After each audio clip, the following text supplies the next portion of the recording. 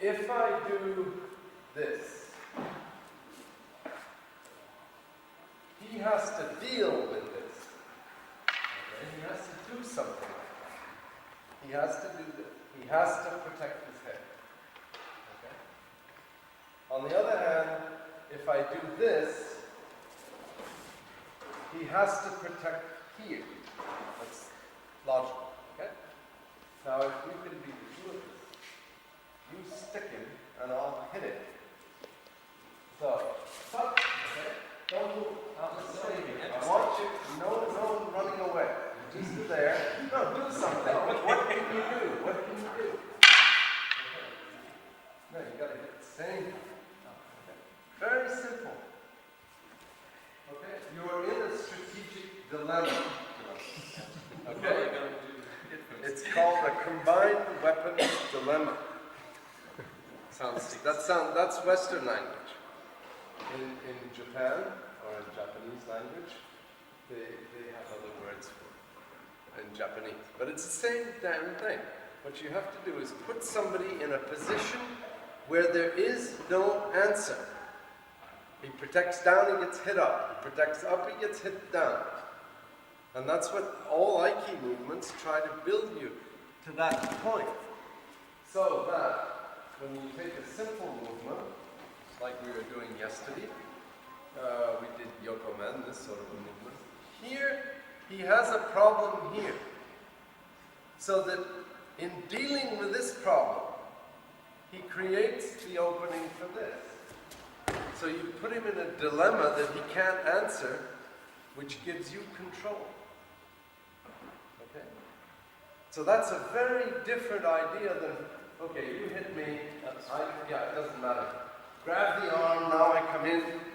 This is silly thought. I'm saying silly in the sense that it's very limited. And you're missing something about Aikido when you practice like that. So the way to be able to be free with elements that become more powerful like that is to learn how to use the whole of your body. Okay? This movement where your body is, I'm going to do it, so you move here. My movement is committed to it. They say ichigiri satsu means cutting once with one kill. It's literally the translation. It means the whole, you put all your eggs in one basket. And this is how you practice. And by doing this in training, now he disposes of all the power to work with. And you work with it. You learn to model it, like a potter would model his earth. And that way you can develop, little by little, good technique. But if I'm holding back half of the eggs, what he was saying before, he can't work. But I'm not working either. So it's wasting time. We're not doing it. Okay? So, in order to become more and more skilled, you need to begin by developing all of these things in an atmosphere of confidence. Okay? If you start by going, and he starts by going, BOOM! Like that, we can't work. There's no progression because there's no confidence. Somebody's getting hurt. But by beginning this way, you're creating an atmosphere of confidence to develop the basic skill and go farther. Does that make sense? And this is the attitude that you should begin to develop in relation to work like we just did. Okay? So, with the Jo, the characteristic of the weapon is that in this direction it's a strong weapon, it's made for this. In this direction it's not strong. See how it bends? And it's not a bow and arrow. It's not made for this. So the Jo, forget the Jo. The Jo, when you use it, if you wish to, you must understand the spirit of the weapon itself. What does it mean? So that when you build your technique here, you must work with the weapon. So here, I'm using it in the way that the weapon obliges me to create my technique. If I do this, look at my jaw.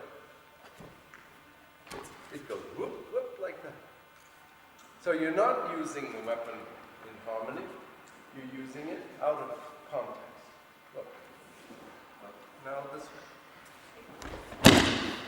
And I use my body and the weapon together. Okay? So let's just try this simple movement here. Oh, just here. Oh, change the directions. And now you have everything you need. Don't lose all the elements you saw before.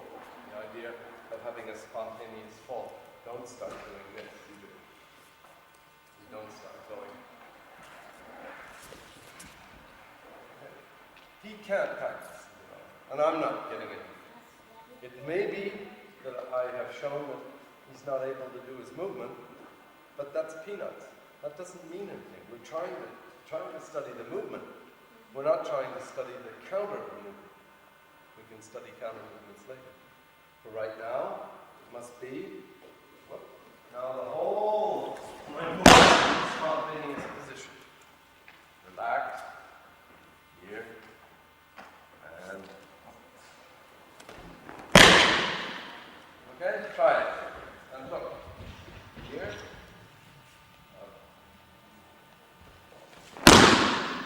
There's a different connection. Okay? Just doing this is not enough. It's easy to do that. So we want to get here, and you want to find it. It's not easy. I'm doing it, but it's not that easy. I'm having to think a lot also. Okay? Want to try it? So everybody get a sheet of newspaper. Okay. This sheet, right there. And then you just fold it this way. This is good enough. Okay? And you can even get 3 or 4 or 5 throws out of it. One page. Here. You get it just right. You can just find this way. It starts up. So, okay, start again. Somebody is going to grab your jaw, and you're going to be able to throw it.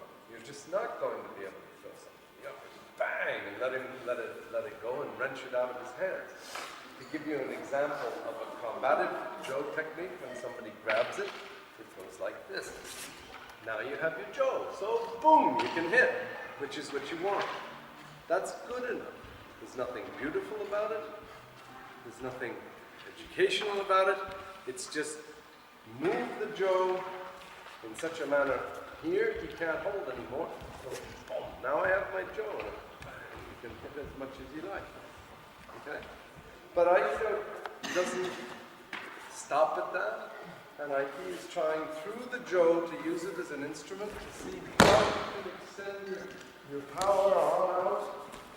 And it's a demonstration of whether or not you can use the directions that are natural to the wood, natural to the jaw.